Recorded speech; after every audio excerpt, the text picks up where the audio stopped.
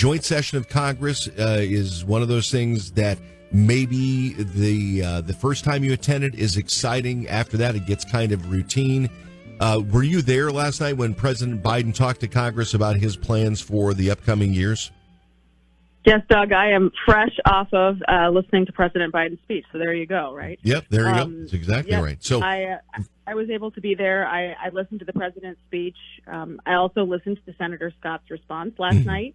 I think what you saw from the president and from Senator Scott laid out two truly different visions for our country. Senator Scott's message was filled with hope, and President Biden's was filled with more taxation, more government, the heavy hand of government. I went into that chamber hoping that the president would try to bring us together by laying out some visions for actually reining in excessive spending, securing the crisis at our border. We do actually have a crisis at the border, and we need to support rural America. And we just got what I like to call fluff and a lot of free stuff.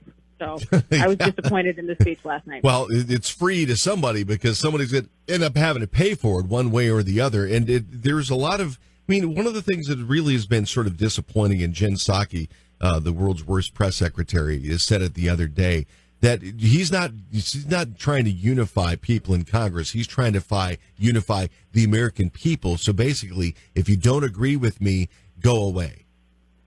Right. And I think it was interesting that last night he tried to sell the relief plan, so-called relief plan, a few weeks ago as bipartisan.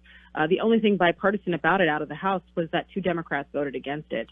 So what you ended up having was a plan that they are trying to market one way, but actually delivered other things. Only 9% of that plan actually went to public health measures to end the pandemic. And it instead also sent checks to prisoners and provided fluff and free stuff to member districts like Speaker Pelosi's. And I think that was really the wrong message to send. And frankly, it's completely misleading the way he talked about some of those packages last night.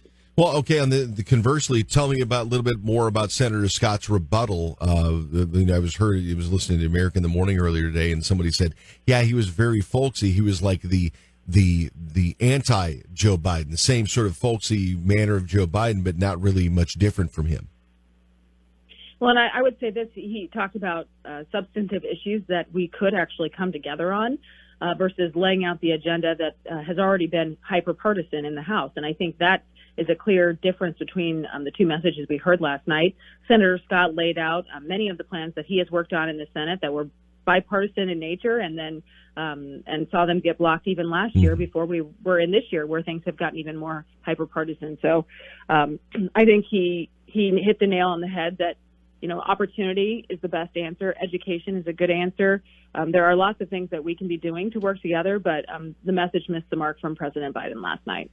So the president spoke last night. You had the Republican response, and now Congress has to get to work doing whatever it does. And here's the thing, is that Congress can either advance or block. What do you anticipate most of these areas going toward? Advancing the president's maneuvers or blocking them? Well, I think you want to see Republicans want to see Democrats work with Republicans on an infrastructure package if it's a targeted package. And that's what we've been saying for the past several weeks. We want to see money go to roads, bridges, locks and dams, and physical infrastructure. Right now you have more going to electric vehicle subsidies than locks and dams and roads and bridges combined in that package. So we want to come to the table. That's our job. And we'll be doing that over the next several weeks as we get to work. Representative Ashley Hinson on the morning show. Have a terrific Thursday. We will talk again soon.